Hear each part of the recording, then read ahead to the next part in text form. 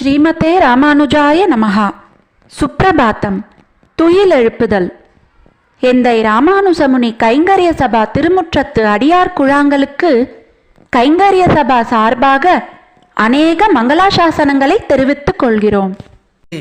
வையமுண்டாலிலை மேவும் மாயன் மணி நீள் முடி பையொள் நாகத்தனையான் பயிருமிடமென்பரால் தையல் நல்லார் குழல் மாலையும் மற்றவர் தடமுலை செய்ய சாந்தும் கலந்திழி புனல் சூழ் தென்னரங்கமே.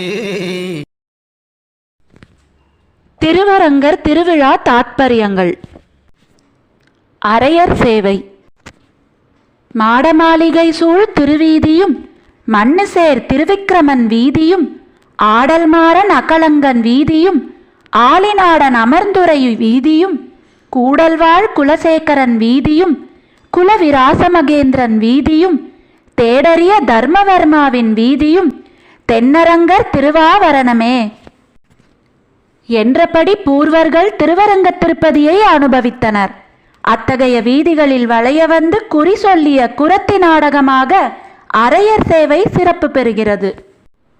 அரையர் சேவை தென்னாட்டு கோயில்களில்தான் பல நூற்றாண்டுகளாக முத்தமிழும் வளர்க்கப்பட்டு வருகிறது. 1000 ஆண்டுகளுக்கும் மேலாக நடைபெற்று வரும் அரையர் சேவை இசைத்தமிழையும் நாடகத்தமிழையும் ஒருங்கே வளர்த்து வருகிறது.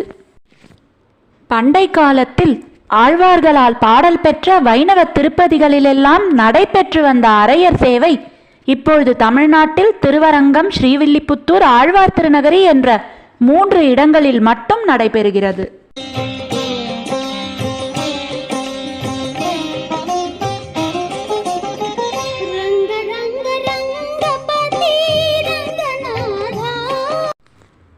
உற்சவரின் திருமுன்பு மட்டும் இக்கலை நடைபெறும். அரையர்கள் ஆழ்வார்களின் பிரதிநிதிகளாக இருந்து செயல்படுவதால் ஆழ்வார் பாசுரங்களுக்கு அரசராக ஆகின்றனர். எனவே இவர்களுக்குத்தான் தனியனை சொல்லாமலே நேரடியாக பாசுரம் பாடும் உரிமை கொடுக்கப்பட்டுள்ளது. திருவரங்க பெருமாள்தான் முதலாக அரையர் என்ற பட்டத்தை அறிவித்தான் என்கிறது கோயிலொழுகு. அரையர் சேவை என்ற முத்தமிழ் கலை கொண்டாட்டம். ஆழ்வார் பாசுரத்தை பண்ணுடன் பாடுதல், பாசுரத்திற்கு அபிநயம் செய்தல், உரை கூறுதல், கொண்டாட்டம் என பல பிரிவுகளாக அரையர் சேவை அமையும். கொண்டாட்டம் என்பது இறைவனின் புகழ் பாடுதல். அவை முறையே பெருமாள் கொண்டாட்டம், நாச்சியார் கொண்டாட்டம் என 2 வகைப்படும். அரையர் தம்பிரான் என்றும் அவர் கூறும் உரை தம்பிரான்படி என்றும் அழைக்கப்படும். இக்கலையின் ஆதிகர்த்தா திருமங்கையாழ்வார் என்று கருதப்படுகிறது. ஒரு திருக்கார்த்திகை திருவிழாவின் போது திருமங்கையாழ்வார் திருநெடுந்தாண்டகம் பாசுரங்களை பண்ணுடன் பாடி அபிநயித்தார். பின்னர் அவர் பெருமாளிடம் மார்கழி மாதம் திரு அத்தியன உற்சவம் நடக்கும் பொழுது திருவாய்மொழியை நம் வேதங்களுடன் சமமாக கருதி கேட்டருள வேண்டும் என்று வேண்டி அவ்வாறு வரமும் பெற்றார். அது முதல் ஆழ்வார் திருநகரியிலிருந்து நம்மாழ்வார் விக்கிரகத்தை மார்கழி மாதம் ஸ்ரீரங்கம் கோயிலுக்கு எழுந்தருளச் செய்து நம்மாழ்வாரின் பிரதிநிதியாக மதுரகவியார் திருவாய்மொழியை பண்ணுடன் பாடி அபிநயித்தார். அதனால் அவரை திருவாய்மொழி விண்ணப்பம் செய்வார் என்று அழைத்தனர். வரலாற்றின் அடிப்படையில் இக்கலையின் தோற்ற காலம் கிபி 8ஆம் நூற்றாண்டாகும். நாதமுனிகளின் மருமக்கள் 2, கீழையகத்தாழ்வான், மேலையகத்தாழ்வான் என்பவர்கள் நாதமுனி கட்டளைப்படி இவ்வரிய சேவையை தோற்றுவித்தார்கள்.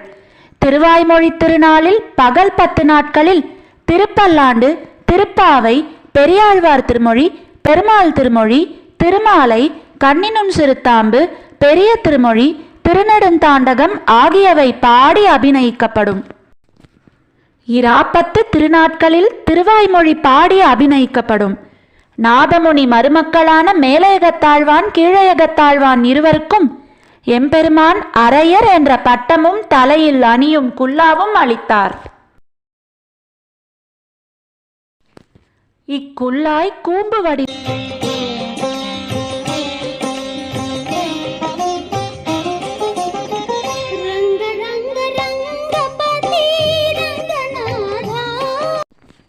ஆழ்வார் திருநகரி அரையர் இராப்பத்தில் பயன்படுத்தும் தாளம் அளவில் பெரியது. அதனை நாதமுனி என்றே அழைக்கின்றனர். இவ்வாறு தாளம் வகுத்த வள்ளலை அரையர் நினைவு கூறுகிறார். ஸ்ரீமதே ராமானுஜாய நமஹா. ஆழ்வார் எம்பெருமானார் ஜீயர் திருவடிகளே சரணம். ஜீயர் திருவடிகளே சரணம். ஸ்ரீமதே ராமானுஜாய நமஹா. எந்தை ராமானுஜமுனி கைங்கரிய சபாவில் ஆழ்வார்களின் 4000 திவ்ய பிரபந்தம் மற்றும் ஆச்சாரியர்களின் ஸ்தோத்திரங்கள் சந்தை முறையிலும் மேலும் பஜன் மற்றும் யோகா வகுப்புகளும் இணைய வழியில் இலவசமாக கற்றுத்தரப்படுகிறது. மேலும் விவரங்களுக்கு 9508436698 என்கிற கைபேசி எண்ணிற்கு தொடர்பு கொள்ளவும். ஸ்ரீமதே ராமானுஜாய நமஹா. வண்டார் பூமாமலர் மங்கை மணநோக்கமுண்டானே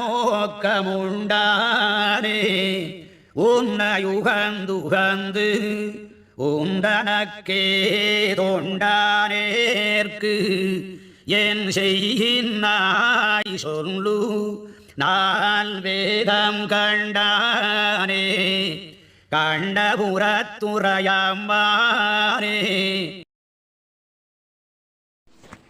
ஸ்ரீமதே ராமானுஜாய நமஹா. பஞ்சாங்க ஸ்ரவணம்.